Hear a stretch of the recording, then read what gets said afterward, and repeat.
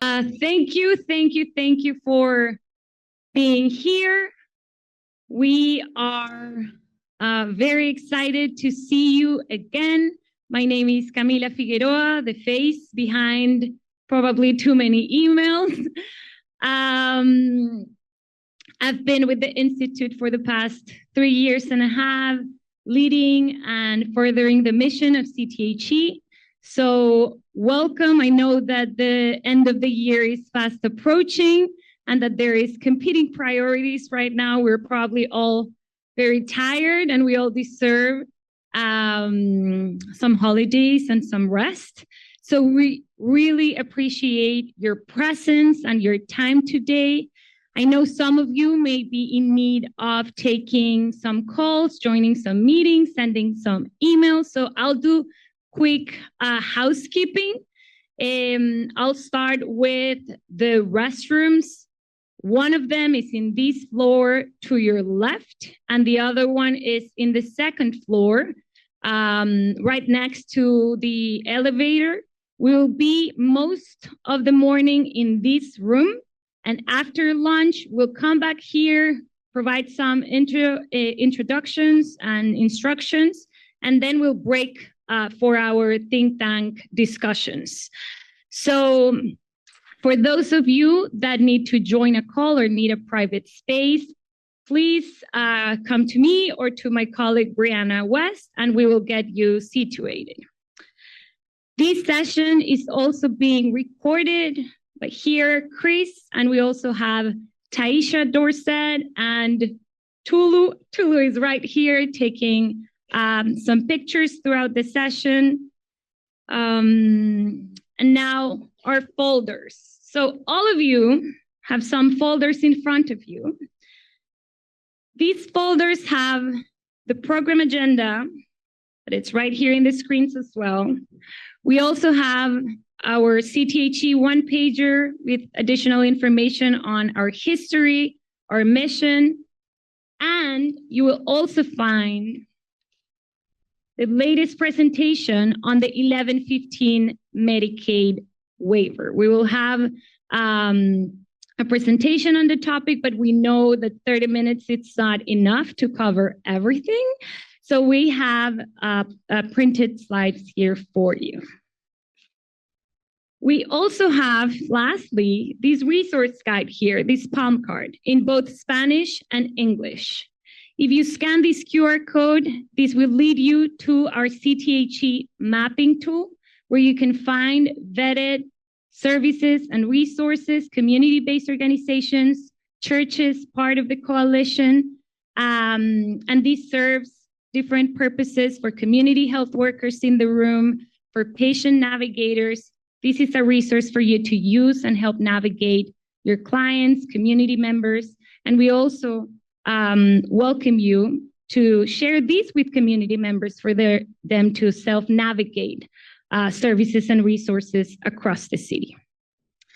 With no further ado, I want to invite Dr. Marilyn Frazier, our CEO, for some words. Thank you.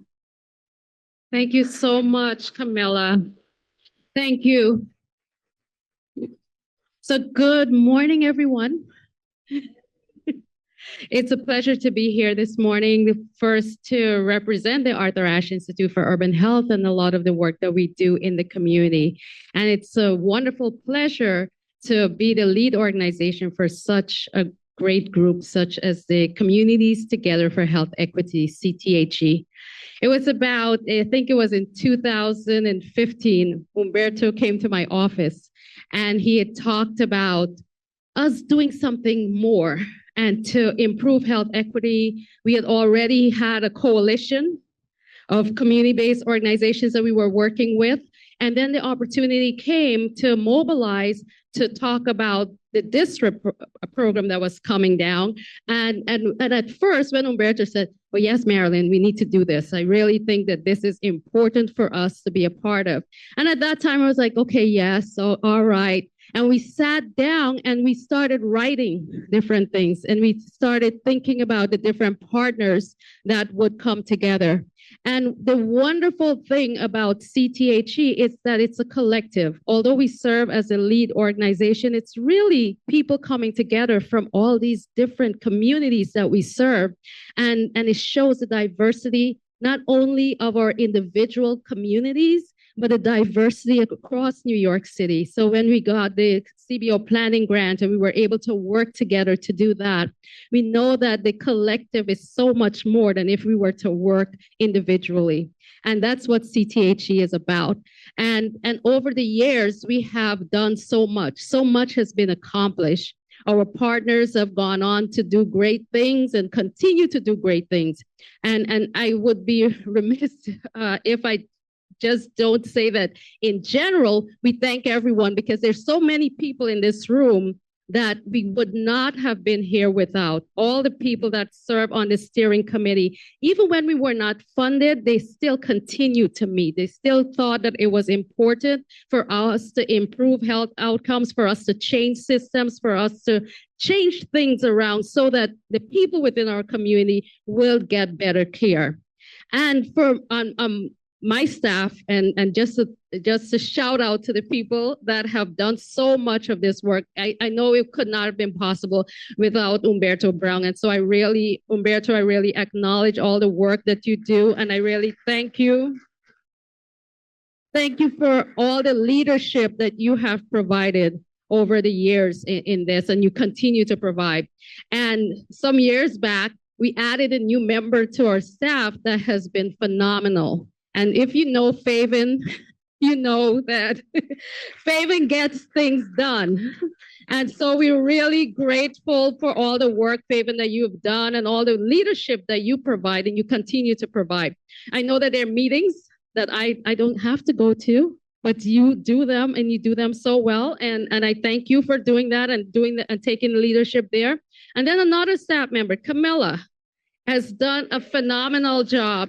And I think all the work that we do, even the work that we do at the Institute, and Brianna, the work that Brianna does in outside in our communities, where we are linking people to services, we would not be able to do that without the partnerships that we have within this room, without those community-based organizations that allow us to refer our customers or clients from our beauty salons and our barbershops to make sure that they are linked to services and linked to care. So today we have a wonderful program provided for you, and we hope that you will enjoy it. We hope that you will interact with each other. You'll take the time to network and get to know those that you might not have known. And we wish that this program is just one of many. We have done these sessions before, and we hope to continue doing them because they are important. They are important for us to come together. They're important for us to think as a collective. They're important for us to change systems, especially given our political climate. So I want us to continue doing that work, and I thank you all so much. And Judy, wherever you are, I thank you for pushing us from time to time and making it possible for us to do this and making it important for us to do that. So thank you so much. And Camilla, I turn this back over to you.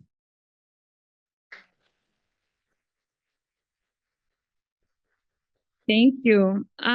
So we hope that you leave today feeling different from how you arrived. We hope that you have either a new question, a new insight, or that perhaps you meet somebody that you didn't know before.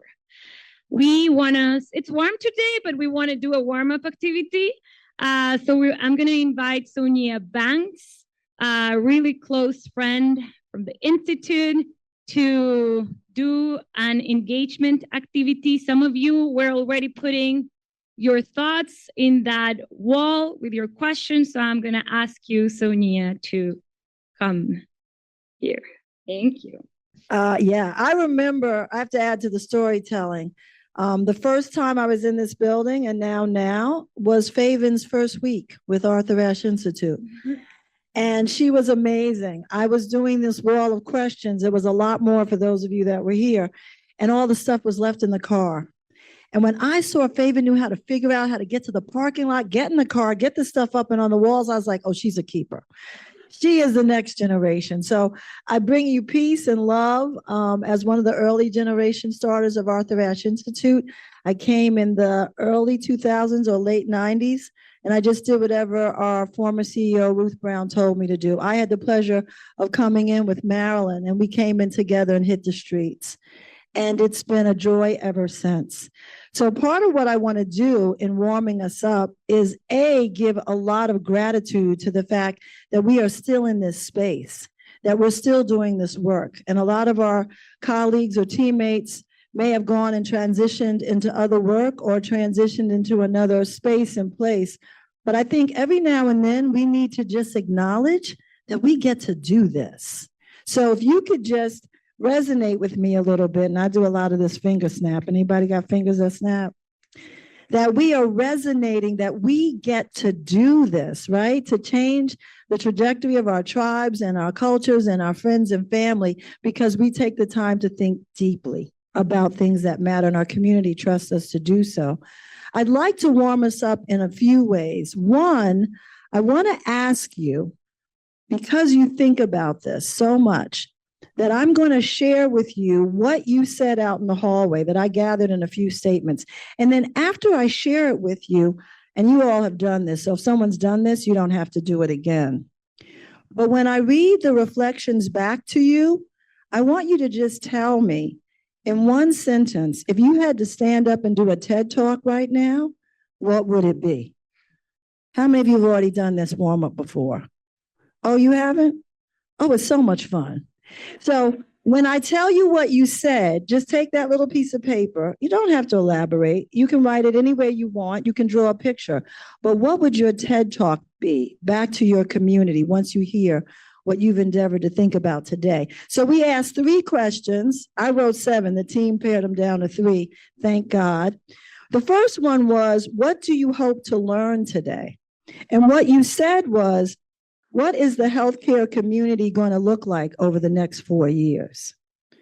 You also said how to continue to instill hope and courage, how to unify, how to make sure that we are supporting practices to center the community, how to navigate the next 4 years. So I'm hearing a theme here, and how to turn the changes we want to make into everyday related going-ons. When we asked about safety and health, you said, I'm looking for community-informed structures and systems. And that really moved me because, you know, many of us are standing in spaces of anti-racist organizations. So the minute you start talking about structures and systems, I'm like, we are on it, right? We've got it. Public health is of concern. Can I walk the streets? Gun safety. I want clean air. I remember hearing this literally 25 years ago, Marilyn, when we were asking the stylists and the barbers. I want to be successful and thriving. I want access and to be informed, access to care for my community, respect for others that are culturally different. You getting your TED Talk together? You're looking at me, but I'm going to ask a few of y'all to stand up and tell me what it is. And then when asked about transformation, what do we need for for healthcare transformation? You want to invert the power structure. You're looking at affordability, connecting and support, not getting dropped by insurance, right? Asterisk to what happened to our insurance CEO. Holistic models of care, people doing on the ground work, more connections, and health equity. I dare to say 25 years ago, the list would have read similarly. Maybe not so much about 4 years, but the threads that keep us connected are the same. So anybody ready for their TED Talk? All right. Okay, we got somebody, because all of us are running a narrative, and the narrative is everything. Everything. All right, let's hear the talk. Who are you? Please introduce yourself. Oh, no, you just went like this. Come on now, don't get shy. You ready to tell me what your TED Talk's going to be? Okay, good. What is it? What TED Talk did you get from listening to those things I said? Oh, her TED Talk's called "I'm Excited to Be Here." Is that okay? All right. Can I tell you? Is that all right? Okay, good. Anybody else got a TED Talk from listening? Good morning, all. My name is Evelina Abreu. I'm a community health worker at New York Presbyterian. And if I was to give a TED Talk today, it will be moving forward, steps toward healthier community and access to service. Oh, nice. I'd listen. Wouldn't you listen? Anybody else? You know, every time you're talking about what you do with the community, you're giving a TED Talk. You know, every time you go into a room and you're talking, you're actually doing some level of communication on this. Anyone else have a TED Talk? I'm not going to ask you to do it. Okay, thank you. Go ahead, Bridget. Okay, if I had to give a TED Talk today, I would really focus on health literacy. And I would focus on health literacy because Healthy People in 2020 focused on health literacy as it being very important.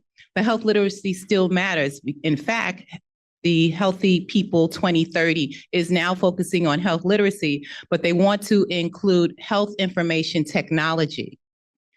Health literacy is a person's ability to understand and access health information in order to make decisions for their health care. We know with quite a few changes as it relates to our cognitive as we age, the ability to access our health information. We see in health information systems that they've gone straight to technology, asking elderly patients, for myself, personal experience, my parent who is 88 years old, asking them if they were able to go on the portal. Wow, that's a lot. Right?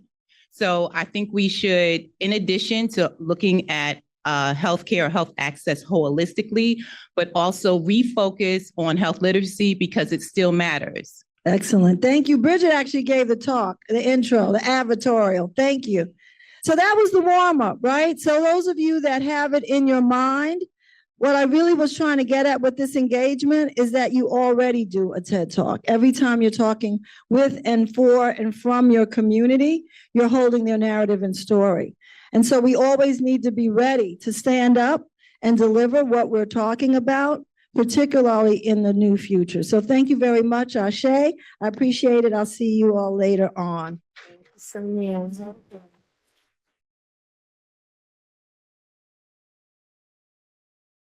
Thank you, Dr. Banks. And now I'm going to welcome Faven Araya, our Director of Community Engagement and Health Equity Research, for welcoming remarks.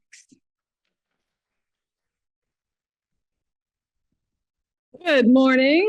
I feel like I got roasted. It's wonderful to be here yet again for another year of bringing CBOs together. I think it's important that we revisit CTHE, Communities Together for Health Equity, the history, why we come together and what we hope to achieve today. And so for those of you guys that are unfamiliar and for those of you guys that are familiar, here's a little recap of CTHE. So we are a community, we're a network of community-based organizations. Citywide, we represent many, many different populations, many languages spoken, a wide array of social determinants of health. And we came together in 2014 because we recognized that there was a movement, a piece of legislation that was trying to restructure and transform the healthcare system. And they were trying to do that without really thinking about the role of community engagement and how do we address social determinants of health. And so while there was a conscious effort to reduce emergency readmission and admission rates, there wasn't a conscious process and strategy for community engagement. And so there's a few community-based organizations here who 10 years ago advocated for a role for CBOs. And through those advocacy efforts, in collaboration with the state, they were able to develop and design a CBO planning grant, which was the first time that that had been done.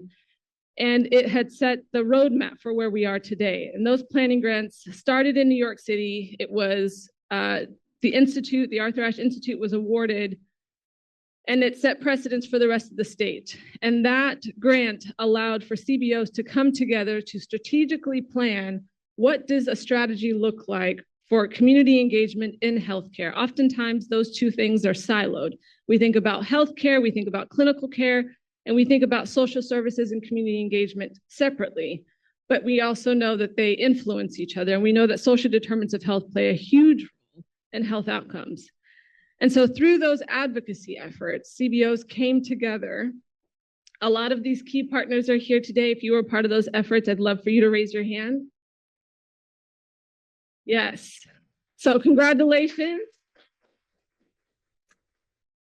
Because I think where we are today is because of your vision, because of your advocacy efforts, because of your desire to want to serve and support the community. And so for the last 10 years, what we have done as a network is build the capacity of community-based organizations. We serve as conveners of CBOs like we do today. We have provided trainings, education, technical assistance, and we have served the community. We have recognized the community experience, the human experience, and we have thought about how do we elevate that? Because oftentimes we have policies and practices, but they're not grounded in the lived experience. It's not grounded in how does someone get access to a provider? How does someone relinquish, how does someone identify childcare? How does someone approach a healthcare system that has not been kind to them? How do we acknowledge a history of racism and discrimination as we're being confronted with wanting to support our lives? And so, oops, there you go.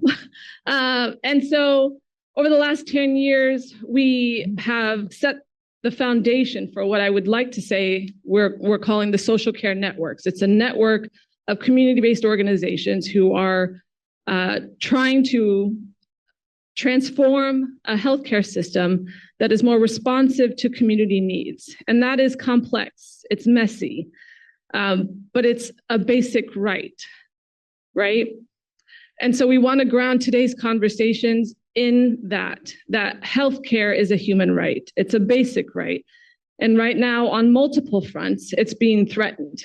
The political climate, the history, the pandemic, all of these moments have highlighted that health disparities are a real thing and that people are facing and being confronted by them each day. And so I hope that you guys take the time today to be honest and transparent about where we are, that we have real conversations and dialogue, that we ask hard questions, that we're transparent about what the challenges are, the complexities, but that we again ground this in the human experience and that we recognize that that's what we're working towards. And so with today's convening, the goal is to educate and inform community-based organizations, their stakeholders, the allies, the partners. It's to get people informed on what's going on with the 1115 waiver and specifically the social care networks so that folks have the information needed to make informed decisions about their participation, about their engagement, about what this looks like for their organization and for the communities that they serve. And we're going to kick that process off by having the state and all 3 citywide SCNs representing all 5 boroughs. And so I will welcome Selena Hajiani, who is the Director of Strategic Operations and Planning at the Office of Health Insurance Programs at the New York State Department of Health, to set the tone for what are the facts, what is the information, what are the goals and objectives of the waiver so that we can all be on the same page. And then we'll transition to our SCN waiver, our SCN partners, and then we'll break out into discussions later this afternoon. So please give Selena a warm welcome.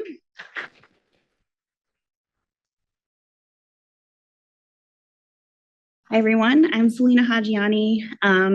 Thank you so much to CTHE for inviting me here to speak with you all.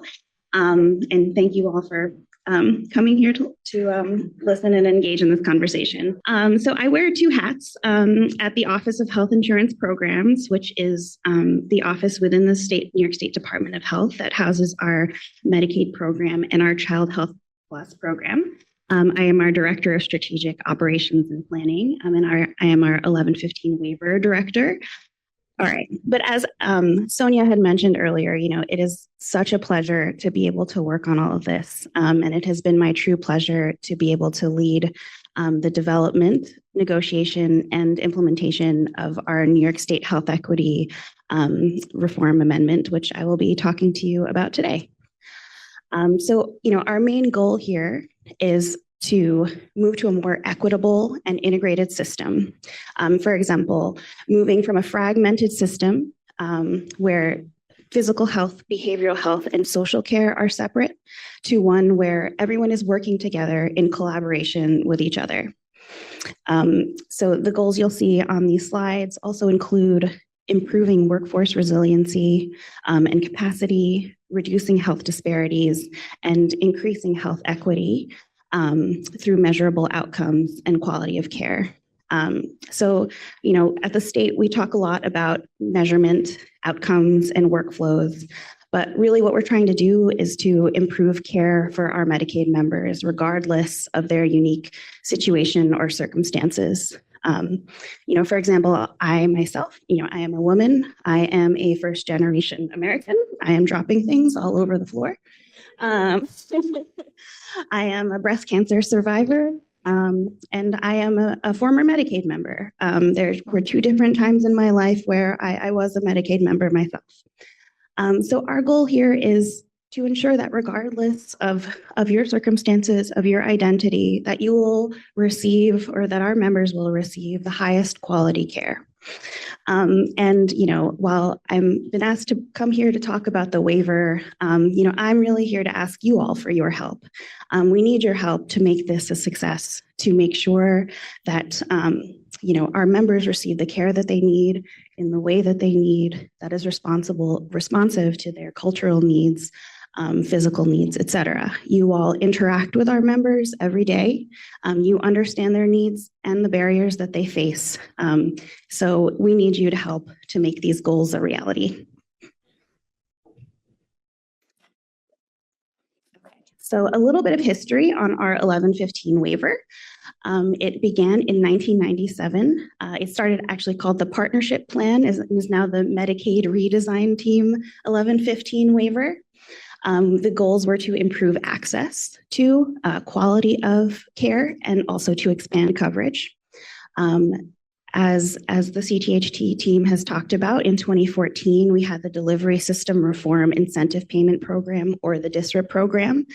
It was focused on reducing avoidable hospitalization utilization, as well as to integrate physical and behavioral health care and increase value-based payment arrangements. And the CTHE team really did play a big role in ensuring that CBOs had a voice in this process.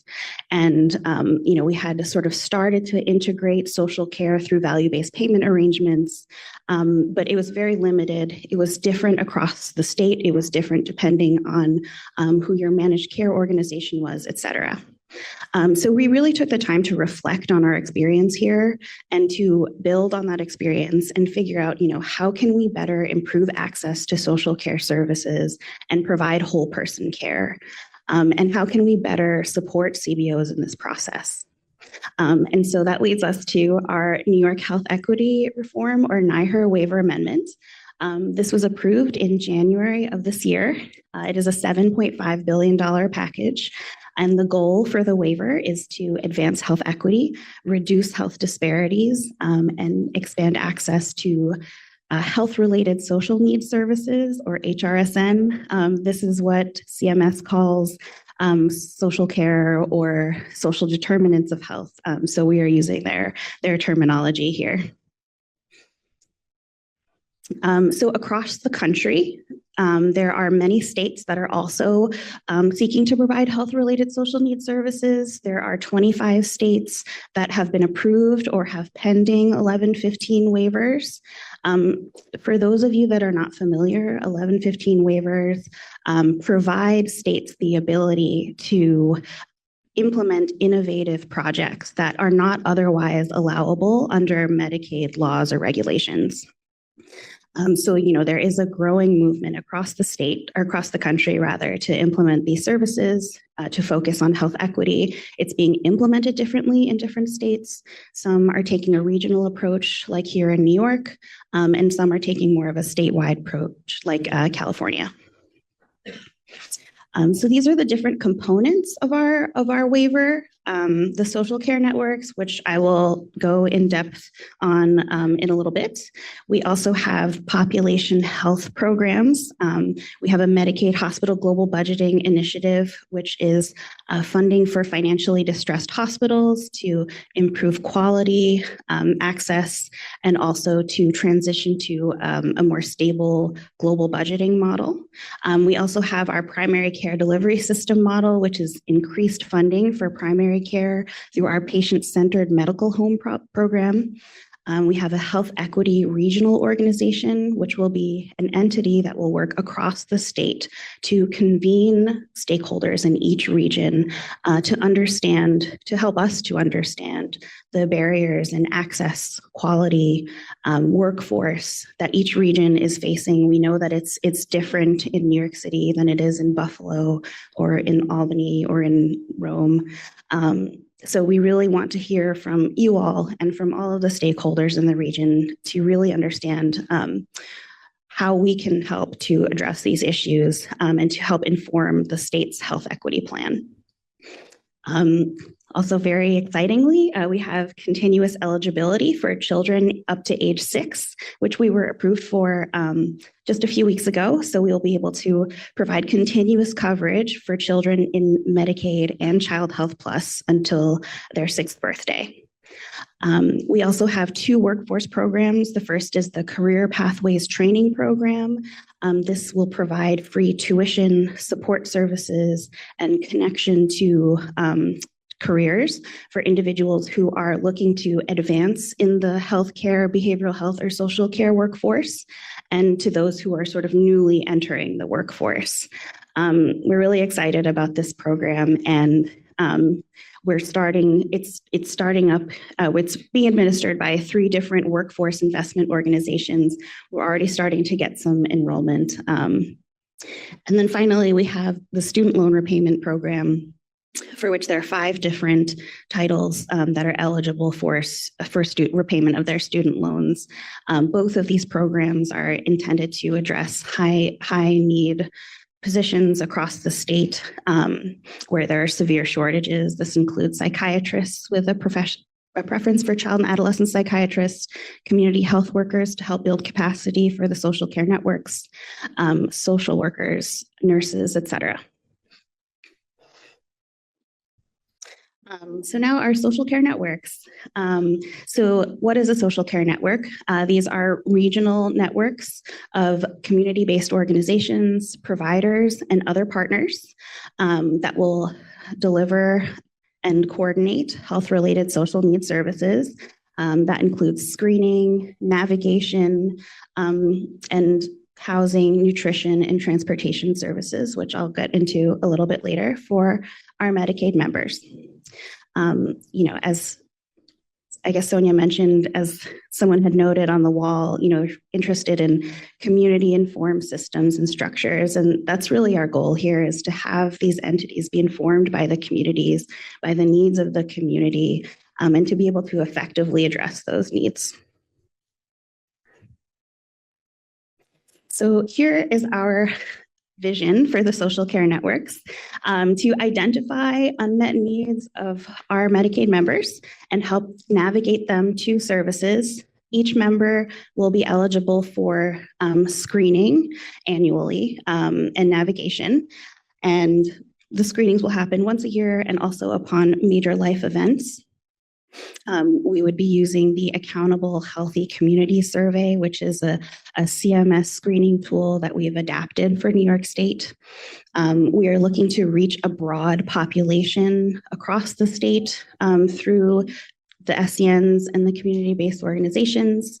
We're trying to use data and technology to enhance data sharing across physical, behavioral, and social care, and also to facilitate new reimbursement for services that were previously not eligible for funding under the Medicaid program.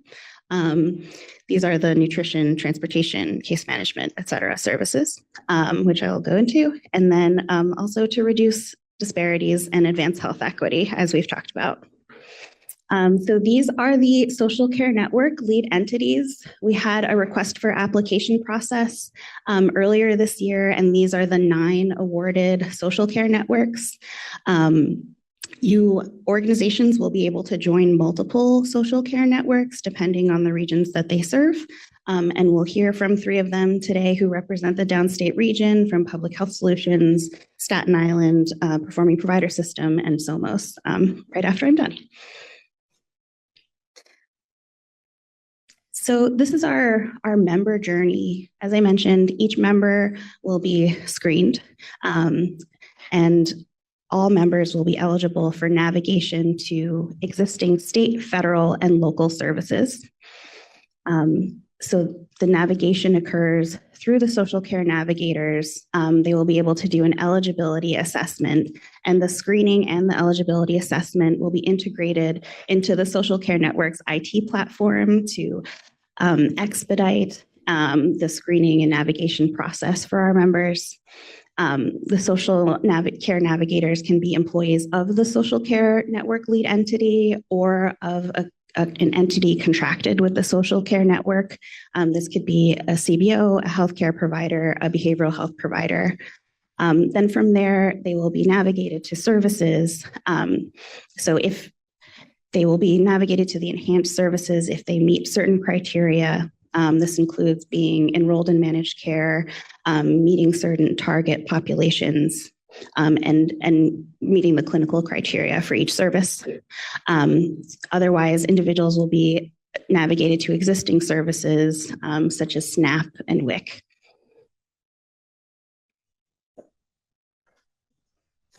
So these are the criteria for the enhanced services that I mentioned.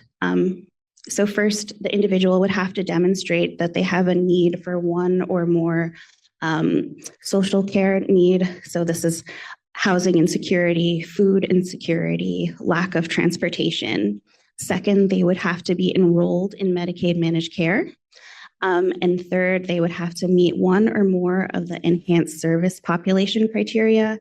This includes individuals with substance use disorder or serious mental illness, individuals with physical or developmental disabilities, and pregnant and postpartum individuals.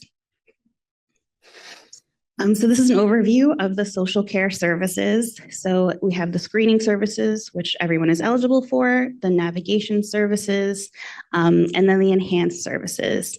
So the enhanced services include nutrition services such as medically tailored meals, pantry stocking, nutritional counseling and classes, housing, which includes rent, which is something that is very new in the last few years. CMS had previously not been willing to support rental subsidies. Also pre-tenancy and tenancy sustaining services, such as, working with landlords, utility assistance, et cetera. Social care, case management, really helping the member connect to the services. If a member is seeking to find housing, to really help them with the applications, set up appointments, et cetera, and transportation to those health-related social needs service appointments. So I'll talk a little bit about the technology. I had mentioned the social care network IT platform. Each social care network will have their own individual platform, but there will be some common features across them.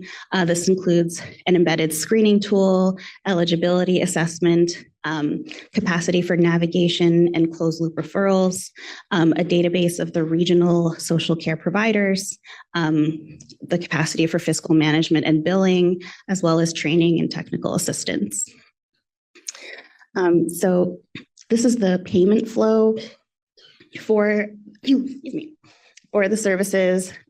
payments for the services themselves will be paid from the state to the managed care organizations through per member per month. And those funds will be passed through to the social care lead entity. And then the social care lead entity would reimburse the community-based organizations and social care service providers. There's also some grant funding for infrastructure that's available. This is paid directly to the social care lead entities, and this also includes capacity building funding that is available to nonprofit organizations that are contracted with the social care network and can address things like the purchase of equipment, the training of staff, or the rental of office space. So how to get involved. Please reach out to your local social care network, to figure out how to join the social care network. Please share this information with your colleagues and partners. Share this information with Medicaid members so that they understand what services are available to them. And please share your input and feedback with us. We really want to know how this is working on the ground. Any improvements that we can make. We only have until March of 2027 to implement all of these programs, which, as you all might know, is not a lot of time. But these are the constraints that we have. Our waiver expires in March of 2027, and this is the time that CMS has given us despite requests to extend. And also please share feedback with their social care networks. And you can also sign up for our Medicaid redesign team listserv to keep in touch. And here are our resources, links to our website, to the social care network website. I strongly recommend that you go there. There are different toolkits for marketing materials that can be shared with members. There are Q&As and various information there. And yeah, that brings me to the end. So thank you all so much. For those of you guys that were looking through your packets, what was presented is slightly different from what's in the packet. The packet is focused on the social determinants of health. We'll follow up via email with the presentation that Selena shared. So with that being said, we'll have Selena join us a little bit later in the panel to ask any specific questions that you may have. For now, I'm going to ask our social care network partners to join the stage. So we have Dr. Joseph Conti, who's the executive director of the Staten Island PPS, coming up. Lydia Virgil, who is the COO of Somos Community Care. And Zach Hennessy, who's the Chief Strategy Officer and Executive Vice President of Whole New York City at Public Health Solutions.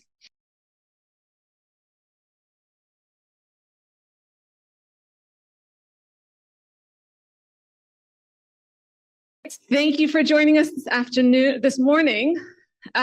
We wanted to start by first giving you space to introduce yourselves, and as part of that introduction, share a little bit about the vision that you have for the role of your social care network and the impact that you think it will have on the communities that you serve and where you're at in the process now. Just for context, for those of you guys who are not familiar, these three folks represent the SCNs that cover all 5 boroughs. Public Health Solutions, who covers Manhattan, Queens, and Brooklyn, quite the feat. Staten Island PPS, who's covering Staten Island, and Somos, who's covering the Bronx. So as part of your introductions, please provide a little bit of context in terms of the borough, but we'll start with Zach. Hi, good morning, everyone. My name is Zach Hennessy. I'm the Chief Strategy Officer at Public Health Solutions and Executive Vice President of the Whole UNYC Network, which is the social care network for Queens, Brooklyn, and Manhattan. But I know probably the most important biographical piece of information to know about me, and I apologize if you've heard this story before, but I think it's very relevant, and I think storytelling is how we understand these complex policies. But the most important fact of my life was losing my mom at the age of 5. She was 31 years old, and she died of rheumatic fever. When she was pregnant with me, the doctors picked up that something was wrong with her heart, and they recommended that she see a cardiologist. But she never made it to that cardiologist. She was uninsured. She was caring for a new baby. And she and my dad were unstably housed and had a lot of financial challenges. So by the time she sought care, her health was in crisis, and she was hospitalized, went straight into surgery, and did not survive that surgery. I tell you this story because it's a very common story. Probably everyone in this room has a friend or family member whose life was tragically cut short because they had no access or limited access to the resources that they needed. And I think a lot about I have her journals. I think a lot about what were all the missed opportunities over those 5 years where someone could have gotten involved. It wasn't going to be the healthcare system. She was young, 26 to 31, who thinks about going to the doctor all that much at that age. So what are those other opportunities? And I think that's fundamentally what's at the heart of this waiver is expanding what we consider to be the point of care. And that can't happen without sort of full community engagement, because those interactions happen in community, in neighborhood, at various organizations, at the food pantry, at the shelter, at the church, at the 12-step meeting. Like, these are the places where people are having everyday conversations about their social and economic conditions and their unmet needs. I'm very proud to represent Public Health Solutions, and I was really excited to join there in 2017 because its vision is health equity in New York City. And it goes about that by providing direct services across the 5 boroughs. We have locations in Brooklyn, in Queens, in Upper Manhattan, in the Bronx, speaking over a dozen languages, providing services in the areas of food and nutrition, maternal and child health, sexual and reproductive health, smoke-free housing. But then we also have sort of a bureaucratic and administrative role, and many of you might think of us as your contract manager. And we got that role through Ryan White, which was essentially trying to do something very similar to here, which was provide services that were not supported previously by Medicaid, but were essential to people taking treatment, being on treatment and recovering and being well. Many of the same services that we're talking about here were rolled out in the 90s under Ryan White, and PHS was central in that role. And administering contracts more efficiently and effectively than is possible within government constraints. We all know how long it takes to have a city contract executed and to be paid. And so our contracting process is not perfect, I know that. But when I worked on the service provider side, we always wanted a contract from PHS over a contract from the city. And so we have bringing together those two strengths, knowing what it takes to provide services that address the social drivers' health in community, and kind of being able to facilitate contracting and payments for a broad range of community-based organizations was the foundation of our application to serve as a social care network. And our model is really, we have a very large region, very diverse region. So we can't be the central service provider. Our application, we advocated with the state that CBOs be screening and eligible to be screening and navigators.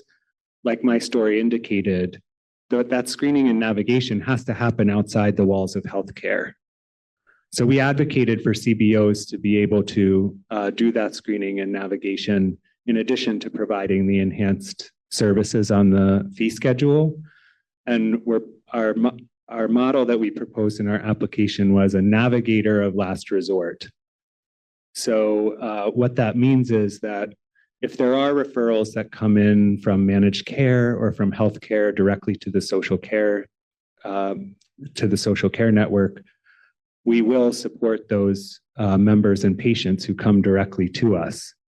But the vast majority of our screening and navigation is going to be done by our partners in community, rightly so, who are having those everyday encounters. And we have an administrative role in ensuring that we provide capacity building resources and contracting and payments that work as best as possible within the confines of the policy that you heard about. So we are constrained in that way, but we're committed to working as creatively as possible with our partners within those constraints to create as much access as possible to what are the really incredible resources that we're talking about here.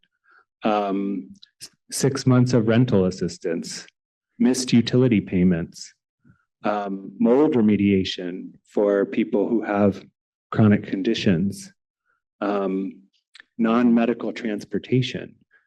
The right resources introduced at the right time for our community members can really be incredibly powerful, but in order to have the right resources introduced at the right time in the right way, it relies on the expertise of our partners because they know how to have those conversations, how to establish the trust that's necessary and essential to access. So I'm very grateful to be here. I'm very proud that Ruth Brown is the chair of our governance committee and very honored to be a part of the Communities Together for Health Equity family. Thanks, Zach. I will transition to Dr. Conti for you to share a little bit about the vision for Staten Island, the role of the social care network, and how the vision evolves from district to where we are today. Thank you, Faven, and welcome everybody, and thank you so much for attending this morning. The Staten Island PPS has been around since the initial district program. So in 2015, the two hospitals had intended to apply separately as PPSs.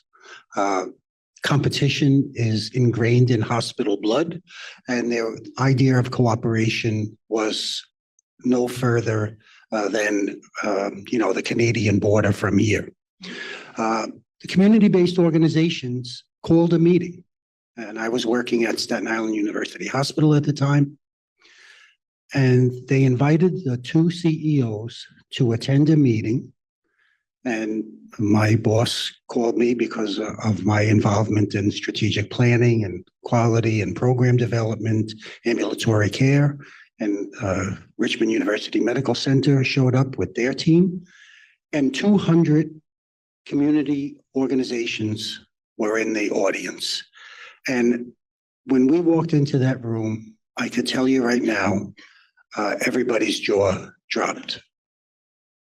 And they, in no uncertain terms, said, we need one organization representing the people of Staten Island. You're not here to represent yourself. And that message really resonated throughout that room. And that really was how our single PPS was formed with co-parent organizations. And I'm really proud to say, right from day one, we created a community board. So we didn't wait until the NIHERS program was implemented to create a community board. The community board was founded on day one when the PPS was implementing the program. And we went on to be very successful, as did SOMOS, our colleagues in the Bronx. And many organizations around New York State really did achieve improvements in health equity and utilization and quality outcomes. At that time, in 2015, New York State was the most expensive state per capita and had the lowest quality scores in 2015. By 2020, we went all the way up to at least the mid-level in both of those indicators. And that was a great improvement and really a reflection of the work that the community partners and the hospitals and everybody organically created. And that's what I want to really focus on about the vision for the future, is that you can't mush people together and expect things are going to work out well, right? You need to organically create those cooperation, the innovation, and the focus on the community as the center of everything. And that is what we have done since 2015. We have been doing screening and referral and paying our partners just as is contemplated for this January for the past 4 years. We've screened over 60,000 people and referred them to services, and our community-based partners have played an extraordinary role in this, but so has the clinical part. So I think, in a little bit of a contrast to what Zach spoke about, I think that trust is developed on both sides of the clinical and non-clinical world. Sometimes there is an authority gradient when a person appears in front of a nurse or a doctor or a clinical professional, but many times that trust is there and in a well-founded way. And oftentimes it is only in the community-based organizations or with that certified peer recovery advocate who has walked a mile in that person's shoes, whether it's substance use disorder or clinical condition, behavioral health. So I think what is really important, because we have a full marathon to run in half marathon time. So we have 5 years of work to do in less than 2.5 years, is that people come together in a cooperative way, that we focus on the needs that are identified, create the programs that will benefit the individuals who are here. And we're really relying on our technology partners to carry the day with much of the work that has to happen behind the scenes. To be truthful, this is a little scary for everybody because, if you were to have drawn this up, it would look like a fever dream that you had created on a whiteboard, right? But we're doing a lot of work trying to create this model. I had advocated very early on that we have some pre-testing, that a month that we would have ready December 1st and try this out for a month. That has not happened. But I do think that when January 2nd comes, it will be a launch. It is not going to be a slow creep forward because it has to be. We have a lot of work to do, a lot of people to serve. I think a lot of foundational work has been done in the past by SOMOS, by PHS, and the partners that they have connected with. So we're really looking forward to it. And the managed care companies, I think, are much more engaged than during the DSHRA program, especially somebody sitting a couple of rows back, Dr. B. So thank you, Faven. Thank you, Dr. Conti.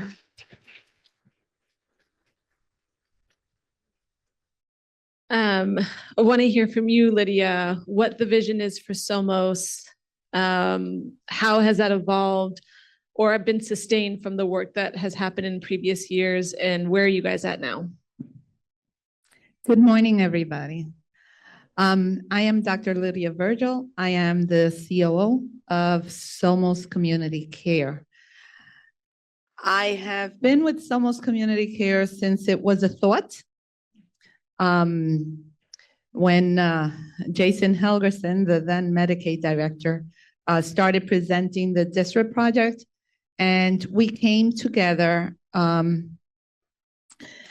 form Somos. And I say we came together, this is very uncomfortable. And I say we came together because who we are is a group of independent physicians, minority physicians. We are a minority majority. We have like 1% white folk, and then all of the physicians in the network are primarily Hispanic and Asian. And then there is the whole rainbow of, cultures and ethnicities, which is what makes us really who we are, right? We are a diverse group of independent providers. We came together, as I said, through pre-established IPAs and organizations working together. We formed this big network that became a PPS, and it was called Advocate Community Providers for a reason, because that was our vision from the beginning, is to advocate for the communities. Then the name changed through a series of different things with the state of New York, and we became Somos, which Somos is the Spanish word for we are, right? And we always wanted to keep that forward, that we are, and who we are is we are you, right? And that's our whole theme, our mission, our whole vision is we are the people that we serve. We are the same color, we speak the same language, we are of the same background, of the same ethnicity. We are ground roots in the community because, again, we're all community-based.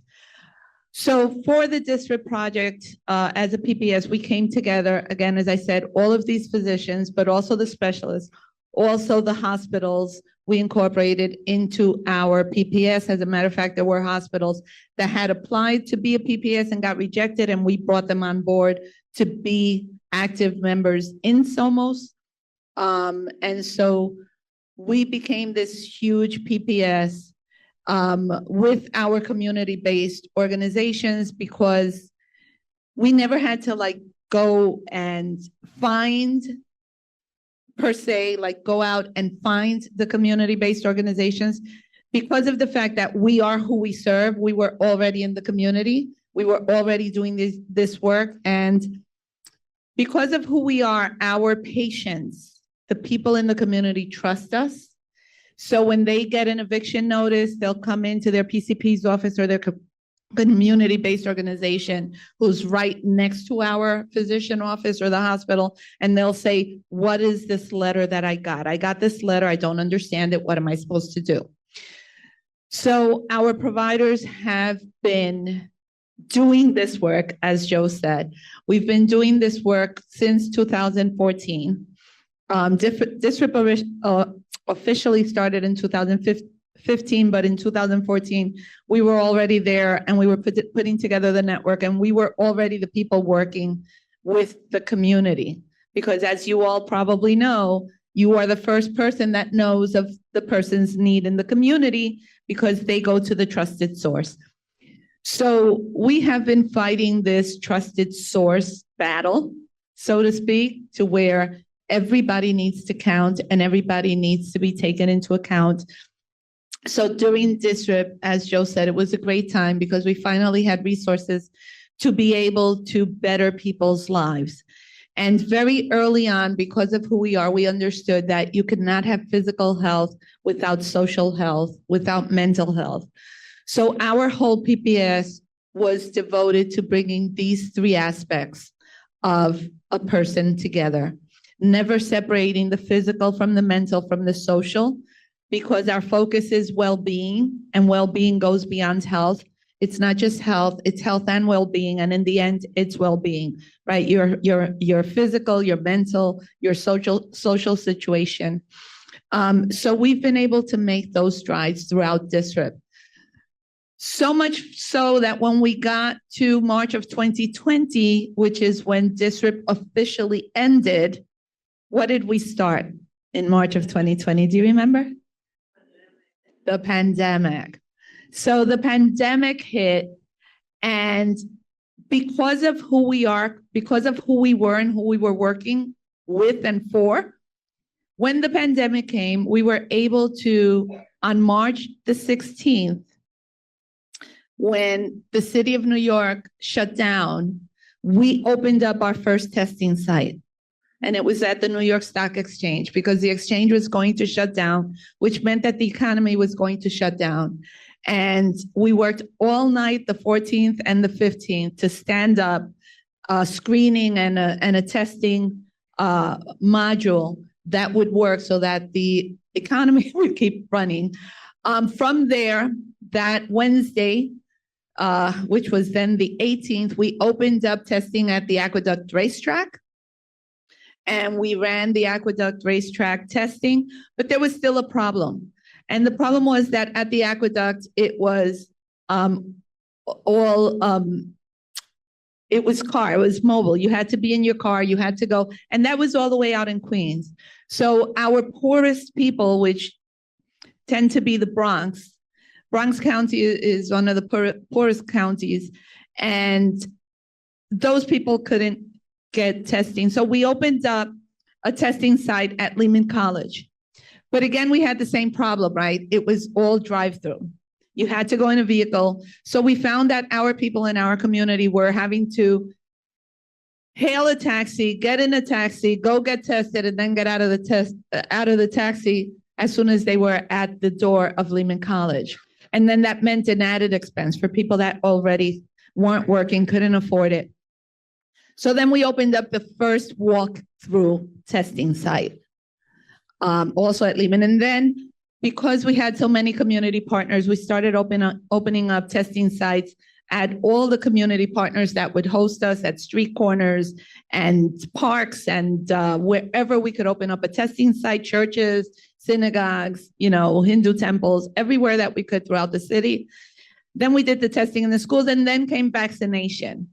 And because we were already in the midst of this and we had so many great community partners, we were able to stand up vaccination sites at every church, at every street corner, everywhere. And we were able to start the testing in the schools and the vaccinations all over the city. We opened up Yankee Stadium doing vaccinations for everybody that would walk through the door. We ran Yankee Stadium vaccination site 24 hours a day. We vaccinated over 2 million people. And here we are today. So today we are a social care network lead in Bronx County. Again, a poor county with a lot of needs. We are very hopeful, very cheerful to do this because, again, this is where we start and this is where we come back to. We are ground roots in the community. Our community partners have worked with us throughout this trip. We were always there with them. They supported us. We supported them throughout COVID and now throughout this waiver. Where we are now is, as Joe said, January 1st, we hit the switch, we go. Today, I know my team is missing me because we have trainings every Wednesday from 10 to 2:30 for all of our CBO partners to come over, get trained on everything to do with this new social care network and this NIHER 1115 waiver. So our CBOs, the majority of them at this point are trained and ready to go, hit that switch on 1/1, and hopefully we will be able to make a huge difference in a county that we are very proud of. And we actually feel so blessed to have Bronx County because it's such an area of great need. We'd love to be everywhere else, but if we had to have just one county, Bronx County is the place to be, only because it's a place of great need and it's a place that we feel we can really make a difference. Thank you.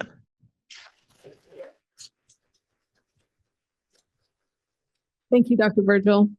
I want to acknowledge that there, amongst this panel, that there have been various experiences, different approaches, different strategies, different boroughs, different relationships. And that is tailored and catered to the communities that they serve, the locations that they are serving. But this is also a very complicated process, right? We're not just talking about a waiver, but we're also talking about how do we dismantle systems? How do we address unequal power dynamics? And we know that with DSRIP, that was a huge issue, that while there was in text that there was a concerted effort to say community engagement was an important part, that it wasn't necessarily practiced in the way that we felt was meaningful. This waiver provides a more focal or a more focused approach on community engagement, on social determinants of health. And as a result, we've come together again to think about how do we take advantage of this opportunity? How do we ensure that the mistakes of the past and of history aren't replicated? And part of that process is bridging the gap between systems and the community. And so we have community-based organizations here. We have the allies and the partners here. We have the state, Selena, who I would love to welcome to the panel. And we have the social care networks. And so this space really, as much as we want to share information and give platforms to our partners, it's really about the community having access to the folks who are in positions of power, who are making decisions. And so this is an opportunity for our community to inform the state, the social care networks, to provide recommendations, to ask questions that might be unanswered. Not sure that everybody will have the answers because we're figuring this out together. So with that, I'd love to open the space now to our partners to ask questions about this process, the role of your organization, the way that it's going to impact the communities that you serve, or any questions in between. I will say that let's limit the length of the question and the length of the responses so that everybody has an opportunity to respond. So the floor is open. Would anyone like to ask the first question? My name is Rehan Mahmood. I'm the Director for Health Services at SACS, South Asian Council for Social Services. We are based in Queens, but we serve all 5 wards and also Long Island. So I think this SEN, I'll just and I think whatever we say will be kept secret from the managed care plans. So this SEN social care network has put us in a very difficult position. What will happen is once we get the clients who are using Medicaid managed care plans, they come to us, we provide them the services that we are designated to provide. And at the same time, if the client asks us that the insurance company has denied me a particular service, prescription drug, so we will not stop assisting them in making sure that that denial is addressed. And how will we address this? Keeping it separate, where the managed care plans are funding the SEN leads, and we are being provided those funds to take care of the needs of the clients. And at the same time, we are also helping our clients in making sure that any denials that they have received from insurance companies, whether it's plan A or plan B, it is being addressed. One, and then the second thing is there are many clients who are undocumented, families with mixed status. There will be patients who will be referred through this SEN network who has a managed care plan, but maybe the parents don't have a managed care plan and they have Medicaid fee-for-service. So how are we going to make sure that the whole family is assisted with the same care that one individual is being provided through SEN? Thank you. So one thing to clarify about the waiver, these funds, and you are right in saying that the managed care provides the SEN with funds. So the state MCO, the MCOs are passed through to the SEN. So number one, the SEN, the social care network lead, will not pay for anything that is already covered within the plan. So the benefits that a person is entitled to, if it's through HRA, DSS, if it's food coupons, it's food coupons for nutrition. If it's If it's an MLTC and they have services through that MLTC, that is still covered in the same way. So one thing does not mix, for lack of a better word, with the other, right? So we have been instructed, and we're very clear that those funds need to be kept separately.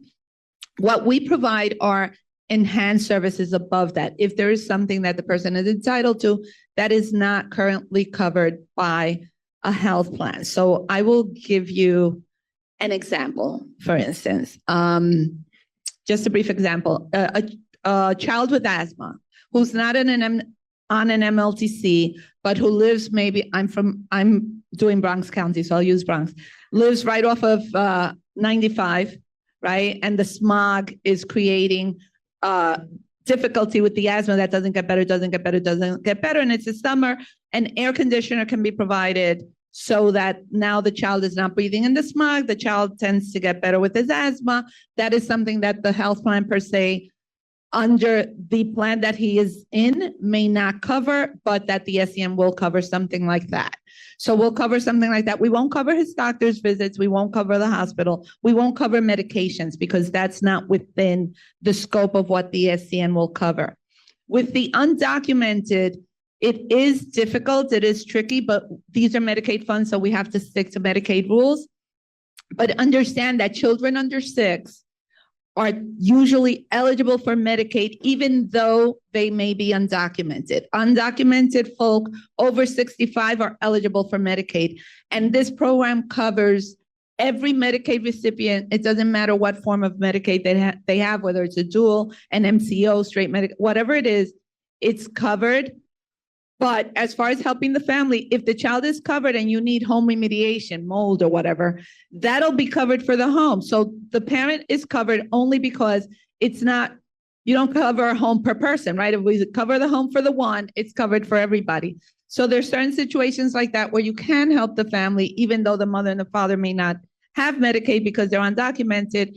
If there is something that can be done and it's done because the child has Medicaid, then it'll be covered. Is that good? Is that good? Good morning, Chris Norwood, Health People. Closer. I notice a real lack of specifics for providing self-care education, something that is critically important for chronically ill people, and especially low-income chronically ill people who now spend about 10 minutes with their doctor. And I wondered what the specifics of that would be. Lydia asked this question when we had the first meeting in the Bronx. And at that time you said, yes, self-care education will be, but I do not see it specifically. I do not see especially the ability to deliver, which community groups can do so beautifully, the diabetes self-management program, which is just crucial to this population. So I wonder what's going to be done about that to make it specific that community groups can do this. And one of the most nasty things of Medicaid at the current time is that they will not pay for this kind of evidence-based self-care education in the community. Thank you for that question. I think in terms of self-care related to diabetes, we are able to cover nutritional counseling. There's no nutritionists in these neighborhoods. When we had that discussion, when community groups met with the Office of Medicaid, I pointed out that I was working, we're mainly in the Bronx, but I've been working with the Brooklyn Safety Net Hospital, who've been trying to hire a nutritionist for 6 months. Go look at the open jobs for nutritionists in the Bronx. Google says there's 150. So let's move on from that because it's not real. It's cynical. Okay. Thank you. No, I appreciate that. And, please feel free to follow up afterwards with specific details. Well, I followed up when we were with the Office of Medicaid, and they didn't seem to hear this in the planning. So I think one of the things that we can acknowledge is that there's a lot of limitations around the SCNs, what is reimbursable. I think that while this is a step forward, there are going to be a lot of programs and services that are not covered. And I think a lot of CBOs have concerns about that because the way in which they provide services to the community is not screening folks by, are you a Medicaid beneficiary or are you not? and I can only provide services in this capacity, and this is the only thing that I can get paid for. So I think, again, when we're talking about this waiver, we understand that there are things that make this complicated because the way in which community-based organizations provide and deliver services to the communities that they serve is not necessarily as straightforward as what the waiver has lined up. With that being said, we also understand that 5 years ago, social services were not being considered part of the reimbursable model. And so I think that there is some real tension around how do we address those things. And so I wonder from your guys' perspectives, I know that there's limitations, but there are funding, there are always ways that you can be creative about the way that you service your community. You guys have all done that in various ways. The community-based organizations do that. And so I think a lot of the questions are coming from a real experience of someone walks through my door, this is what I'm confronted with. And it's not as easy as you fall under category A, B, or C. And so I'd like to hear about the ways that you are going to address those things, recognizing the limitations that the waiver and the reimbursement model provides. Well, I think one commonality that all three of us share on this stage is that we have other projects that leverage the technology infrastructure and workforce and partnerships that we're building here. So I don't want to lose sight of the tremendous opportunity that the waiver provides for investing in this infrastructure and these partnerships beyond what's contemplated in the fee schedule specifically.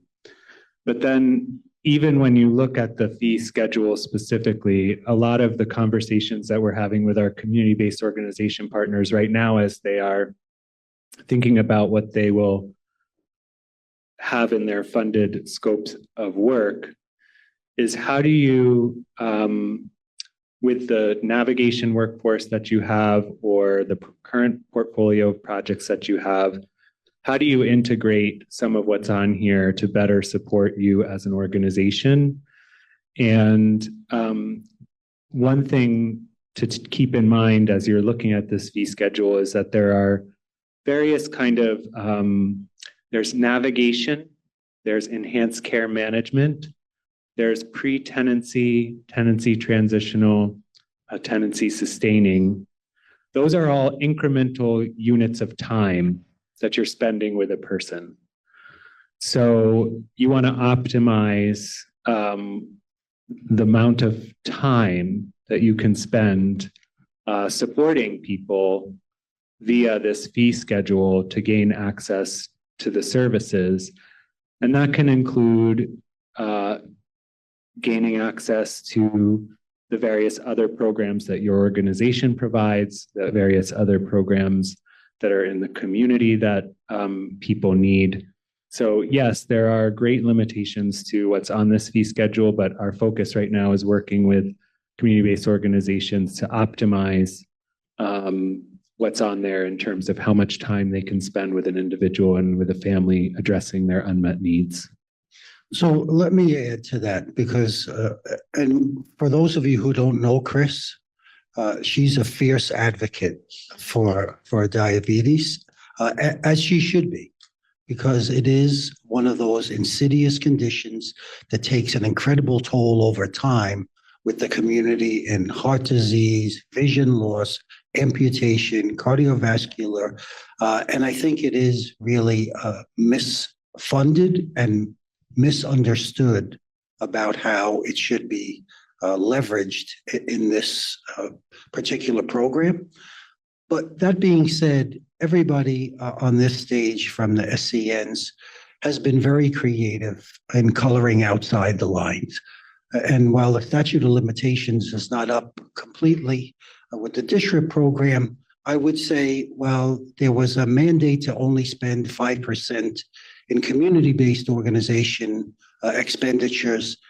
We spent multiple times that amount to support the community because that's how the work got done. And so whether it is the Stanford model being done by a program, it gets back to my comment about the organic nature of partnerships between community-based organizations and clinical partners. And what we have really been able to leverage, and I think Somos is also another great example of that, is that when there's a need, you can find a solution. You have to be creative, you have to be strategic, and you have to have the sense that you can't be a unidimensional organization. You have to, and I think Zach alluded to this, try to develop funding sources from outside of the mainstream, whether it's the American Diabetes Association, American Heart Association, all of that are ways to incorporate funding into the organization and then disperse it out into the community. And I think that's one of the messages, and I'm sure this will come up from Faven in a later series of questions about how do CBOs expand their breadth, create a more firm footing in the work that they do. And that is not to be unidimensional, to create partnerships, to look for creative ways to do the work that they're passionate about, with understanding that, and I think it was said very well in the opening remarks, the whole is greater than the sum of its parts. And if you work together, you have a much greater ability to tackle these problems like diabetes, like any clinical problems, like all of these social issues. So I think that's really the message, the underlying message to all of this is partnerships create more power. I just want to add, since she put me on the spot anyway, but no, I just want to add that, so I've been working with the community and implementing projects for over 30 years. I've implemented projects from everywhere from CMS projects to state projects and everything in between. This is the most difficult of all the projects I've ever implemented. This one is the most difficult, and I have implemented some very complicated projects, including DISREP. But that being said, I want to say this. Part of the difficulty of this project is that it is very prescribed. But within that, every line is not yet written, right? Every line is not yet written. So there are processes, as both my colleagues have said, we need to be creative. We need to do what we have to do to help people get better, right? Not just giving them medicine. Again, I go back to my word, well-being. We need to care for the well-being of our people, of our community. And we will do that, Faith. We will do that. We will find ways to make it work. There are ways to make it work, even within this very prescribed project, because every line is not yet written. I'd just like to echo what the SEN partners have been saying. We really look to them to help the community partners to figure out how to address full person care, how to braid different funding opportunities to provide all of these services. We did our best to push CMS as hard as we could to provide like the broadest range of services. We still continue to negotiate with them now to make it as expansive as possible. But, we are also constrained as well. But I do mean it when we really want to hear, the constraints and the issues that you're facing. We're working to expand services any way that we can, like expanding provider types that can be reimbursed for certain services, et cetera. So, please do follow up. Thank you, Selena. The question, Judy? Thanks. This is really an important discussion. And my question and Chris's point is so well taken. But my question is actually for the State Health Department. You all did a great job of trying to negotiate for additional services, types of care to be covered and CMS was delayed and difficult. But compliments on that effort. But my question is, what is the role of the state health department in monitoring the SCNs? You know, there's a real difference between a homegrown community-based SCN, and we have two here, and one that is more of a contracting and whatever else. So what responsibility does the state, and I'm sure that, you know, there are huge differences around the state. I just don't know those SCNs or those territories. But what is the role of the state in monitoring and ensuring that there is the kind of community role that is the only way that this will work? Sorry to put you on the spot, Selena, but it's an important issue. Thank you. No worries at all. You know, we are working very closely with the social care networks. We have regular one-on-ones with each social care network. We have project managers who follow up with each social care network. And, you know, in terms of monitoring, et cetera, we have, you know, and sorry to the social care networks, but some pretty in-depth reporting as well. You know, we are very interested in seeing how this is rolling out across the state, what type of involvement there is from providers, from community organizations, how governance is working, how the referrals are working. So we are, you know, in very close contact with the social care networks, and we'll be monitoring in a variety of different ways. You know, we are really interested in making this program successful and accessible. And so, you know, we are making ourselves accessible in order to support the social care networks in this work. So are you in contact with the CBOs to make sure that they're getting the support and the dollars and the other necessaries to make this work? So we are available. We have many avenues available for contact from community-based organizations, and we meet with community-based organizations and those that represent them very frequently. And we are, you know, always willing to receive feedback and have discussions. Thank you. Thank you.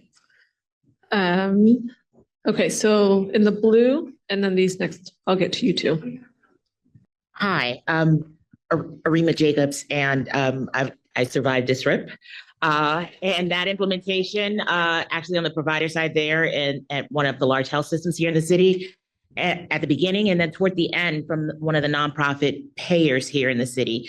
And although we have 2 years on this, I already feel behind on, you know, laying the groundwork for what sustainability looks like, because we've seen what happens when the MCOs turn from pass-through to gatekeepers for some of these efforts. And I'm wondering from each of the SCNs in the room what sustainability looks like long-term.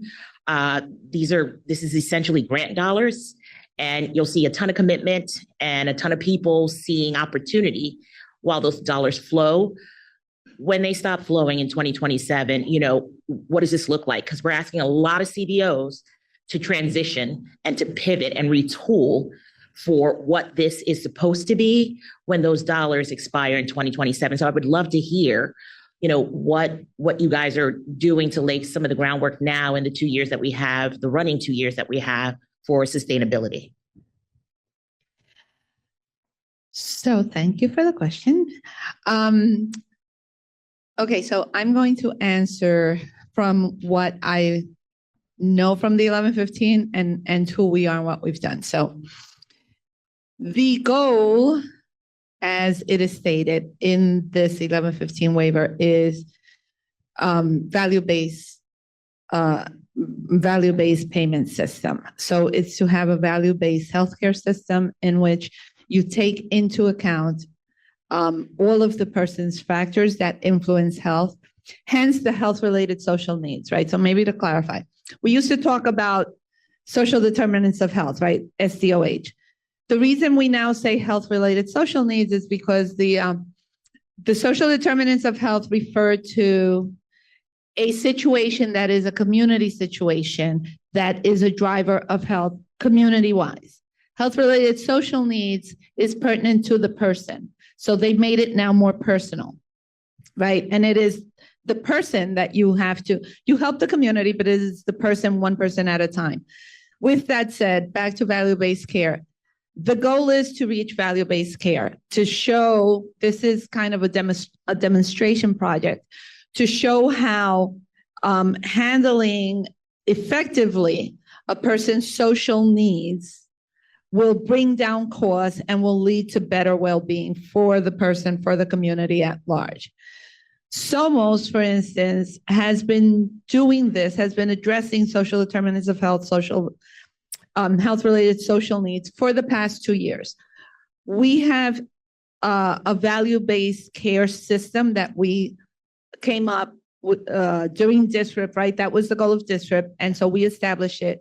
And we have what's called Somos Innovation, which is a value-based care system to which we have 600 doctors that do value-based care. In order to do value-based care, you have to pay attention to social care. So we've had CBOs that we've been working with throughout these 2 years to help better a person's health-related social needs. And thus, we have been successful in our implementation of a value-based care system. So what I can say is value-based care works. Value-based care is a great goal to have. And I hope and I expect that all together we're going to make this successful and we will have a better healthcare system past 2027. So one of the things that was really smart of the health department as it pertains to our region was to consolidate Brooklyn, Queens, and Manhattan. And from a development and sustainability standpoint, that means that a smaller portion of the overall investment is needed to cover the infrastructure costs. The biggest expense for the social care network infrastructure is our technology that we're operating on. So there could have been one technology infrastructure for each of those boroughs, but instead there's one technology for 3 of those boroughs. And so what we have to sustain is a smaller portion coming out of the back end of this. And what's amazing about the opportunity with real-time connection and collaboration through this technology is that it's something that government has been trying to accomplish for a long time, like in maternal and child health. How do we connect all pregnant people to the right home visiting program? Do we create a technology system just for that? In some states, they've done that. They haven't been able to get to that in New York City. We're working with the city health department on that. This takes it out of the silos, and that could be incredibly valuable, not just for investments beyond Medicaid in terms of Medicare and value-based care, but also outside healthcare in the government sector for accomplishing some of those goals. And so we're gonna approach it through all those ways, and we've already started working on our development and sustainability plan.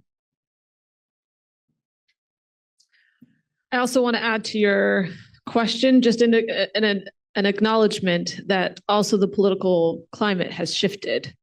And so when you're thinking about sustainability, you're also thinking about how does the current administration inform the sustainability of the work that we all do and the things that we're trying to build right now. And so I know that CBOs have a real hesitancy, or at least being realistic about the time and the effort that it requires for them to participate in this infrastructure, and also the things that they're going to be competing against while trying to service their community, and whether this is going to be something that's going to be worth the return on the investment post 2027. So also just want to pose that. I know that we have a couple other questions, but just wanted to acknowledge that.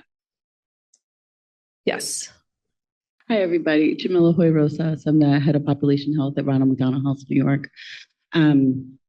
We are in contract with all of the SENs that are represented here, and we're hoping to serve children and families throughout the 5 boroughs through this project. I'm very interested, as I'm trying to build out internally our workflows and protocols, when we will have more information about the workforce investment dollars, the capacity building dollars, how we will know how much we can scale as CBOs, because some of us are smaller, some of us are larger, but in either of those cases, you're looking to hire, you will need to train, you will need to onboard, and all of those things will take many months. And we're looking at a January start date. So just wondering, any thoughts about that timing? Well, I guess each of us has to answer from their own. We have been, and as you participate with RSEN, we have been inquiring and requesting surveys from you about what you need, how much capacity you have, how much you think you can build out, what you would need to build that out. So the information of how much can you have, what can you do, that needs to come from you. Again, as you said, you're all different sizes, you all do different things. And if we're going to take somebody that is renting a little space in a corner and can only fit 2 people, we can't ask you to hire 4. But if you have a big space where you have 2 because that's all you can afford, but you can actually build it out to 4 and you need 2 more staff and you want help with that, you would request the help. So as far as capacity building infrastructure, we don't tell you that. You have to tell us that. At Somos, we have the surveys that you fill out, you let us know. There's an order form that you would fill out also to us through your rep, telling us, this is who we are, this is what we do, this is what we need, this is how much we need, or the staff or whatever. And then that is taken to review, and it's reviewed, and the funds are dispersed, or the staff, or whatever it is that you need. But this is something that doesn't come from us. We can't rule you and say, okay, you're doing 100 patients a week, we want you to do 200. We don't know if you have that capacity or if you want to. You understand? So really the capacity building is information you give us. It's not, I mean, you guys can answer, but it's not something that I would force on anybody. It's something you ask us for. We did, and I'm sure you participated, thank you, a community-based organization capabilities assessment, which included surveying over 158 of our community-based organizations who participated. Everyone, of course, was invited to participate. It included both a quantitative survey of capacity and needs, and also qualitative focus groups in each borough to get some of the nuances of the challenges and the needs. That report is done. Our governance committee will have their presentation of it tomorrow at the governance committee meeting. And they have some homework in terms of the priority and resource setting tool that we used. And that request, that form that kind of Lydia referenced, will be out in January for organizational partners to complete, that says, this is precisely what my specific need is. It'll be a simple request form process. It won't require an additional contract from us. It's inclusive scope of the contract that organization partners have. So that's sort of where we are with it. In an ongoing way, we have William here, one of our community engagement team members. We have community engagement teams in each borough and a Medicaid member advisory council who will be providing ongoing information about their experience with the initiative that will inform the ongoing technical assistance training and capacity building resources that we provide over the 3 years. And I want to emphasize that the resources do continue through the duration of the project. So it's not sort of like a one-time one and done kind of thing, although we are trying to give of course, most of the resources early as possible to get people up and running. So I would say, similar to my colleagues, we've done a gap analysis. We've shared some pre-contracting database information with partners in the community. And then we have come back and tried to identify where are the resources plentiful as is, where are resource gaps that we need to create investments with, and where are partnerships that, organizations can move together to create hybrid structures to support different groups of people than they might support individually. So I think this is really important. And to Zach's last point, this is not a one-time only. I think once we see the first quarter of experience, there'll be a reevaluation of where do we need to supply some more resources. And any day now, Selena will know how much money we're getting to be able to expend on these programs. So this will also be helpful. Only in New York and healthcare would a multi-billion-dollar program kick off in 3 weeks, and everybody is waiting to find out what their budget is. Working as quickly as we can. So I think that might be an opportunity for you, Selena, from the state's perspective. Not to put you on the spot. To talk about if SCNs are responding to community-based organizations and their capacity building needs, what role is the state playing in ensuring that the funds are available to be distributed? Yeah, so I mean, like I said, we're meeting with the SCNs regularly and receiving information from them regularly, which includes the use of the capacity building funds. So, internally at the department, we'll evaluate how the funds are being distributed and have discussions with the SCNs about those distributions and to probe about, whether it's fully covering the region, whether it's, appropriately being distributed to build capacity where capacity is needed. They're doing a lot of work to get insight from the community providers. But we will be working very closely with them and monitoring. Thank you. And I think, okay. Okay. Hi, I'm Natalie Rubio from Voces Latinas in Queens. And I think what many of us are struggling here, especially it hit a nerve when the money came up or the lack of knowledge around budget, because for many of us, we're trying to figure it out too. We're trying to figure out if this is something we can scale in terms of service delivery, because we offer an enormous amount of different services to our community, but it's really hard for me right now to figure out what it's going to look like as a budget, who's going to do it, who's going to accompany clients, or how much we could spend if we don't know. We are signing a lot of forms, kind of trusting the networks, kind of just blindly signing, because we feel that we have a very long relationship with PHS. So we're very trusting of PHS. We're new, I think, with Somos. We're still talking with Somos, but we also don't know exactly how to budget or how to put numbers to services if we don't know yet. If you don't know, we're like in the deeper cloud. It would be great for us to, and I have gone on some of the help calls, the calls that are like the QA calls. But I think what we need is someone to sit with each one of our agencies and kind of go through our services and see what it is that we could, what are the services that we could bill for lack of a better term, and what that might look like in terms of units of time. And then we could come up with some kind of a budget for ourselves and say, all right, this might look like 2 full-time people, or this might look like 10 full-time people. And then our request to you may look different.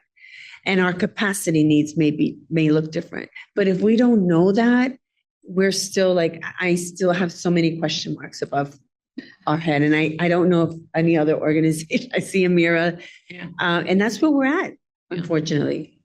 We do have several upcoming technical assistance open office hours for CBO partners coming for you to work specifically on your scopes.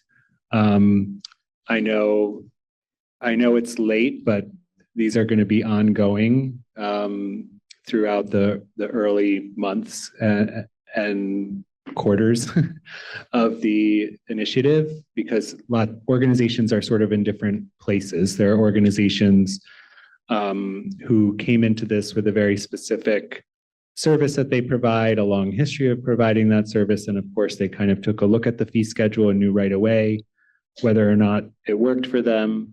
And then there are organizations who are stepping into new work for the first time and will need a lot more hands-on technical assistance. And we are providing those sessions. And that's also the point of our newly recruited community engagement teams and TA providers, which will be local as well, and available to you to provide that. I just want to say one thing, because I don't want anybody. I would love to be able to answer everybody's questions, but I don't want anybody to be confused, right? So we're going to try to be as transparent and clear as possible.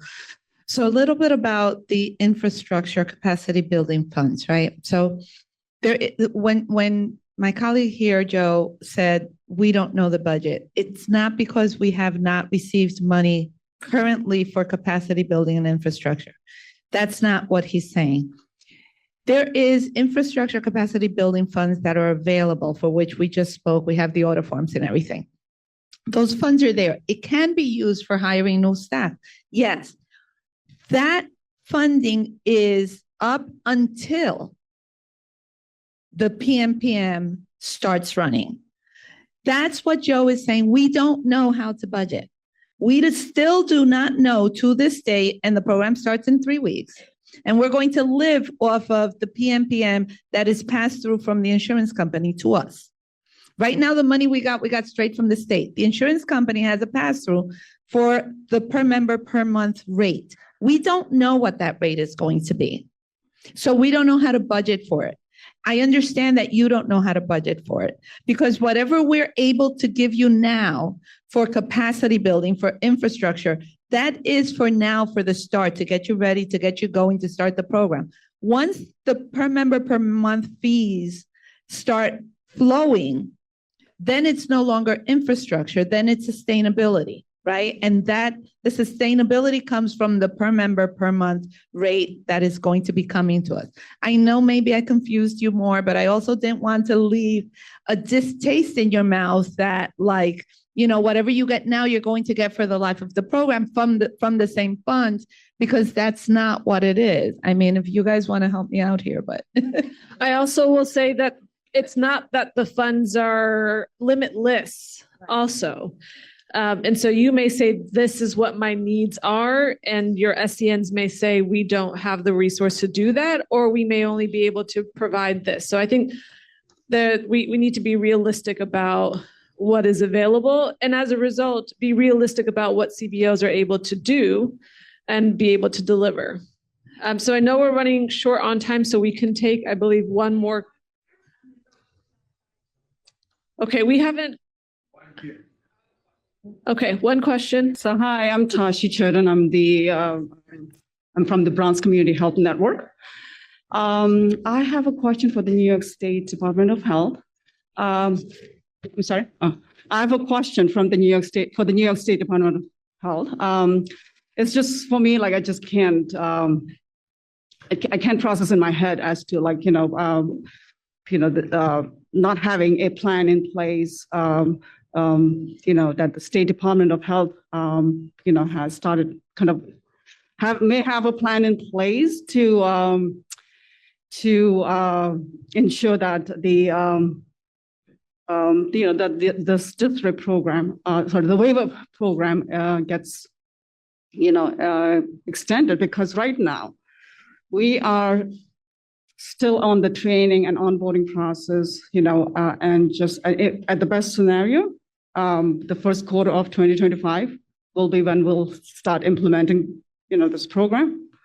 And that means that we will have about a year to implement the program before the waiver program ends, right? So again, I just can't understand why that there was no plan in place for an extension of this waiver program.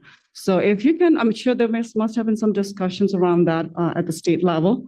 So if you can share, give us some insights on the discussions that you've had and a backup plan in place for an extension of this waiver program. Sure, of course. Yes. I mean, we are actively working on plans for sustainability. That's not something that we ignored as we were putting all of this together. There are a lot of different factors that go into how we would make this sustainable, including administration changes, et cetera. But we are actively thinking about this. And I think Lydia mentioned earlier, this is a demonstration program. And through this program, we are collecting a lot of information and data to make a very strong case to continue this and how to continue this, whether that be integrated into a value-based payment model or through social risk adjustment for per member per month payments. But we are actively working on ways to make this sustainable, and we have mapped out our options. So it's, I don't want to give you sort of discomfort in thinking that this is, you'll make all these changes and all these investments and it will just suddenly evaporate. We are very strongly committed to making this last and making it impactful. Because again, we're changing the whole systems, our workflow, we're changing our priorities, we are changing our tools, technology, everything to align ourselves with this waiver program. And so, and just for us to implement for a year, it just doesn't make sense. So, unless, there is, so I would really love to see an extension of the program or some sustainability plan. Okay, thank you. Thanks, Tashi. And I think that concern is echoed with a lot of folks, probably including the SCNs, that there needs to be a plan in place and a vision for sustainability to make this worthwhile for CBOs. And so we hear you. And I think that as part of the continuation of these conversations, it's going to be thinking about, from a CBO perspective, how do we help support the need for a plan? But I think it requires better understanding the different dynamics and what things you can and cannot share that we can have, that can be a part of the discussion.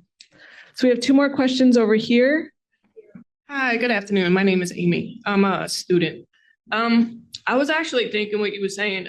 Isn't it more cost effective if the client can go anywhere to any physician that they want, as long as he or she doesn't pass their cap money? As long as they don't pass, but they're allowed it, they can go to any physician. Can you clarify in terms of what is the cap? Even Medicaid has a cap on what a client can spend. They have a max amount of money. It's not unlimited, right? As long as they don't pass that cap, why can he or she not go to any physician? So I'm not sure. So I think the question that you're trying to or perhaps what you're trying to get at. I'm saying if the network was done in a way in which the client has access to any physician and use their allotted money, that it would be more cost effective. Okay, so I think that that's in terms of Medicaid. Can you guys provide the perspective in terms of the health-related social? Yeah. What did you say? Journey to full capitation. Yeah. I think the goal here was to allow so many opportunities for entry and not to limit it, which is why, these social care networks are creating such expansive networks in each of their regions. Unfortunately, in terms of the rules around reimbursement and really just around reimbursement. There is certain contractual relationships that need to occur between the social care networks and the providers. But, our goal is really to make this expansive and to have, as many touch points for individuals to connect into the services and the social care networks as possible, whether that's through your behavioral health provider, through community partners, through your primary care physician, when you are in the hospital for an ER visit, et cetera. Okay, we're going to take one last question. So I'll say that we'll take the one question, and then there is an opportunity for us to capture the additional questions that you have, and we'll take those into the breakout rooms. And this will not be the first time that we have this space and this dialogue. So to be continued. Hi, everyone. My name is Sarah Kim from Korean Community Services. Our short story about the value-based program, since 2014, we worked with Nassau Queens PPS and One City Health PPS for PEM survey and diabetes self-management program. Thank you, Chris, for bringing up the DSMP program. So I was a little bit disappointed when I saw the fee schedule. I didn't see any diabetes-related program, so only nutrition counseling and classes. But hopefully, we want to, as time passes, we want to add DSMP program on the schedule. And similar to other organizations sharing their concerns, we also have a similar concern about the staffing and capacity building. At least as daily, we serve more than 1,300 people daily basis. So I don't know what percentage of people are on Medicaid, but at least we want to until March next year, we want to have a minimum 4 to 5 full-time members to screen, navigate, and for databases. That's our concern. Okay, so I think that what I'm hearing is that part of the concern is that there are limitations in what services can be provided and also who is eligible for those things. Yeah, but we want to have I wonder the time projection to have new STEM members. But today I'm with three CHWs, but they already have their own programs, grant or projects. But I might ask them to work more, spend more time screening, but it's not enough. So maybe we need more new hires. Yes. So the other concern is thinking about the workload and having the capacity to be able to take on these additional roles and services that the SCNs are asking your organization to take on. And I think that that's in part where the capacity building and the infrastructure dollars come into play, but also I think better understanding what you as an organization can take on and what might be needed to fill the gaps. And thank you for being a part of our network. I think one of the challenges that most kind of navigation-oriented organizations face is, does this fee schedule support its own navigation workforce who does only this? Or are my navigators going to wear multiple hats? When they're working with a family and they say, okay, these are needs that I can meet through my grant-funded program. So I'm doing all of those requirements with my hat on. And then I'm switching hats because I see, they have mold in the house, or they have a person living with a chronic condition, a disability who requires an accessibility modification. And that's not funded through, my COVID grant or whatever the case may be. And it's not an easy question to answer, but we're committed to working with organizations and figuring out whether integrated or non-integrated works best for their navigation team. Okay, I know that we're up on time, and I think as a summary, this process is complicated. There's a lot of unanswered questions. There's a lot of concerns, hesitations, and proceeding with caution, and those are valid. Right? We are navigating a space that feels unfamiliar, but also comes with familiar territory.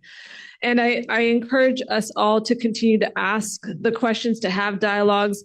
I know that we don't have time for this, but as we break into lunch and we go into the afternoon activity, it's also thinking about as SCNs, how do you continue to create space for conversations for CBOs to be able to inform this? And I know that part of it is technical and the other part is relationship building.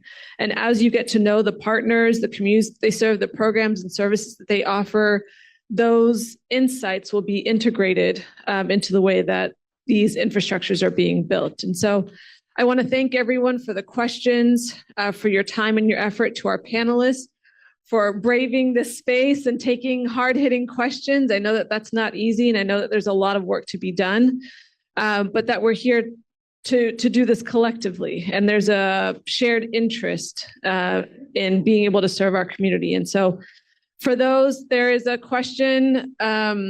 I know that there was a lot of questions that were unanswered. Please use the QR code to drop any additional questions and comments that you may have that didn't get addressed here. Take the opportunity during lunch. I hope you all stay to have conversations and to continue the dialogue about what is needed and what can be done. And then in the afternoon, we're going to have more intimate spaces to unpack these conversations and get into the nitty-gritty about what are the challenges, what are we being confronted with, what are some of the things that we want to recommend. And we've heard from all four folks here that there is an open space for receiving feedback, to be informed. And so we're going to take advantage of that with your time, with your insights, and with your recommendations. So thank you to our panelists. Let's give them a warm hand of applause.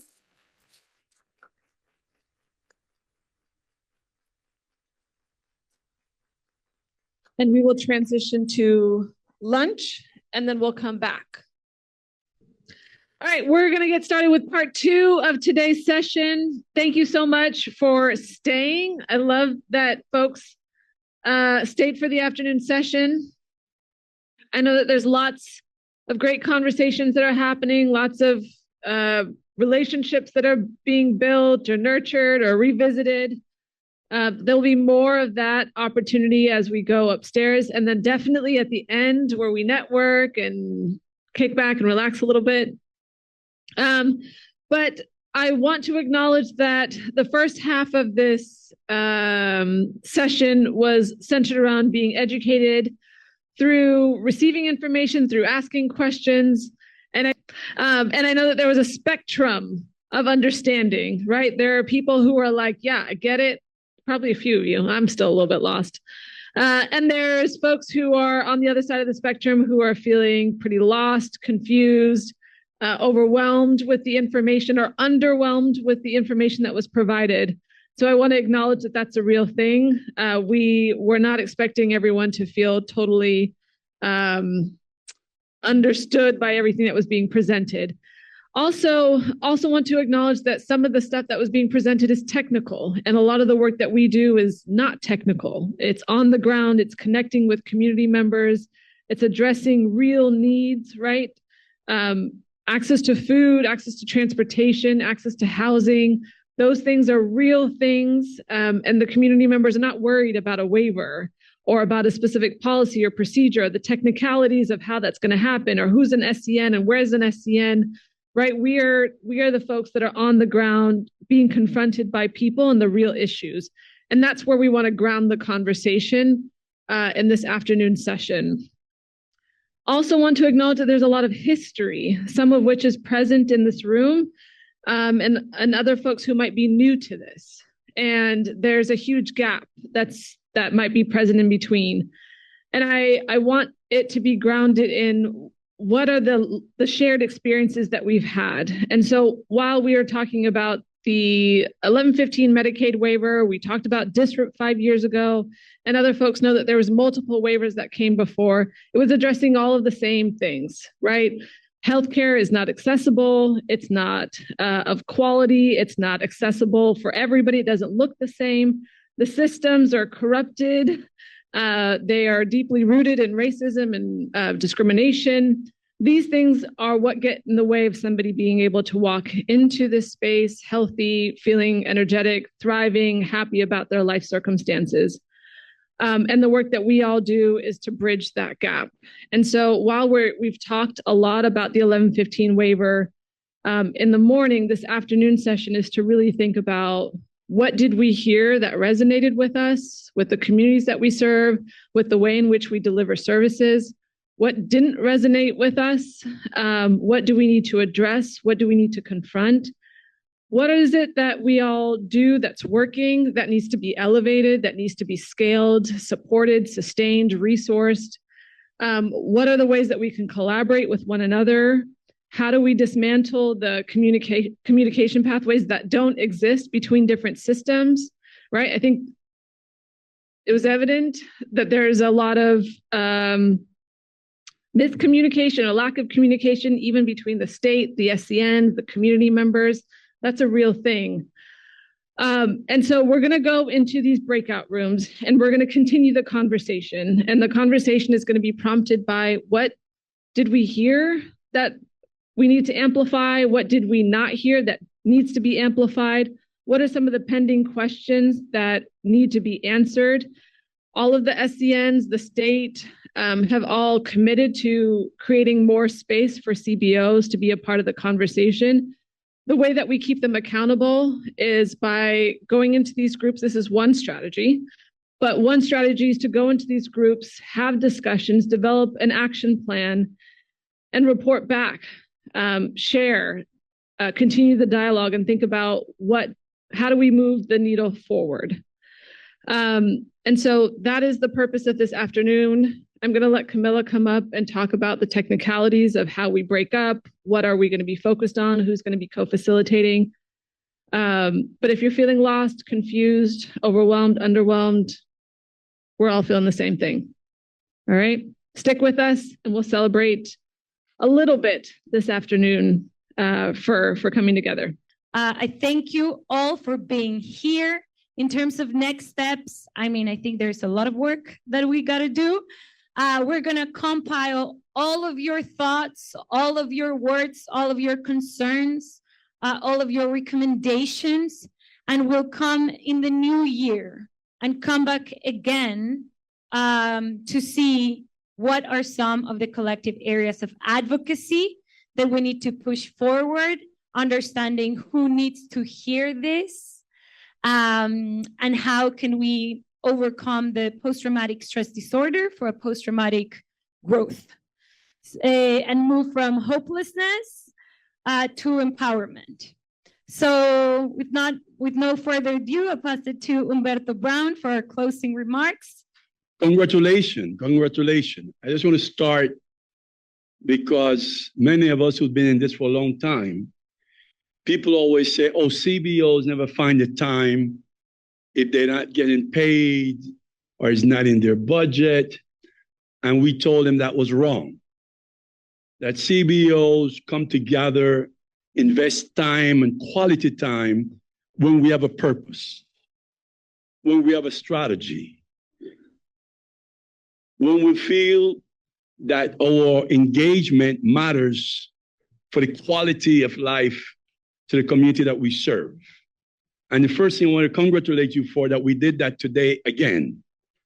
We're here, people stayed, nobody's getting paid, there's no credit card, postcard gifts. We're here because we believe in what we do. Just want to start there, that we understand that we're here because we believe in what we do. Because as you know, love is not a slogan. People tell you I love you and they deport you. Love is a practice. And when you get it, you feel it. They don't even have to explain it, right? So we're here because we're a community that is trusted and believe that our community has the right. So we start out what's going to keep us together, that we define health as a human right. Because I say this because sometimes we confuse and people talk about policy and they don't talk about politics. Politics define policy. So our politics is that we believe that human rights, health is part of human rights. And everyone should have access to it. And this is the only country, an industrial country, that doesn't have a universal health system. It's fragmented, it's privatized, and you get treated according to what you can pay. So that's why we're here, because we're correcting something that is systemic, is structural. And that's why we come for such a long time. I say because I want us to understand why we're here and not get trapped in the sum of just responding, right? We're also here because we decided many years ago that we're not going to allow anyone to do anything about us without us. So we will be here insisting in that. I also believe that we have to understand that the first thing that happened today, those of y'all was here and we feel confused and some of us feel like we're in the same dance, because the issue is not technical. It's not technological platform. We're dealing with power. Who has the power? Who decide? Who design? And they insist in excluding us. And we're not going to be excluded. And we're not going to allow the same power dynamics that treat community as some kind of colonial thinking that we are just subordinate. We're not people, and we insist that that's not going to be accepted. That's why we're here. That's why we're spending the day. So I'm thinking that when we hear all the stuff that presented, for those of y'all involved in health, you know that the health system doesn't deliver quality clinical care. So how are they going to address the elephant in the room that only in 2008, the World Health Organization remind us that 70% of what happened to people, depending on where they were born, where they grow, how they live, and that illness is not abstract. And now we're trying to address those things, poverty, unemployment, homelessness, lack of transportation. Do you believe that there's a platform that can resolve historical, systemic inequality? We know what we're dealing with. We know it's bigger, it's larger, but our voices, as one of the compañera people with us in our group say, we're taking the opportunity to continue to do three things for me. Resist the same model, insist that we have to be present, and persist in our capacity to transform a very unequal, dysfunctional system. So I want to congratulate you guys, and what we're going to do, we already have an organization to address the inequalities. What we know is a social justice issue, because we know that at one part, the government and certain structures saying health in all policy, but then there's a private sector, and then there are transnational and multinational that their guidance is profit in all policy. Conflicting. So our role is to continue to represent our communities, to continue to remind that they have to be always the focus. And whatever system, whatever model, if it doesn't address their needs, it fails. It cannot be a system that is sustainable. So I want to end reminding us that CTHE is an organization that emerged to do this. We don't have to build another coalition. We have one. We have to strengthen it, activate it, support it, and use it as an instrument of transformation, of changes, and make sure that you know that we come into difficult time in this country. Very difficult time. Very difficult time. We don't know how long Medicaid and Medicare is going to survive. We don't know how many of the people in our community will live there for a long time. So we have to be prepared to keep together to collectively support each other as we do during the pandemic. There are different needs, but we're going to keep together. We're going to see each other. We're going to talk to each other. And we're going to show that love is not a slogan, but a practice, and we'll move forward. Thank you for being here, and let's enjoy the rest of the evening.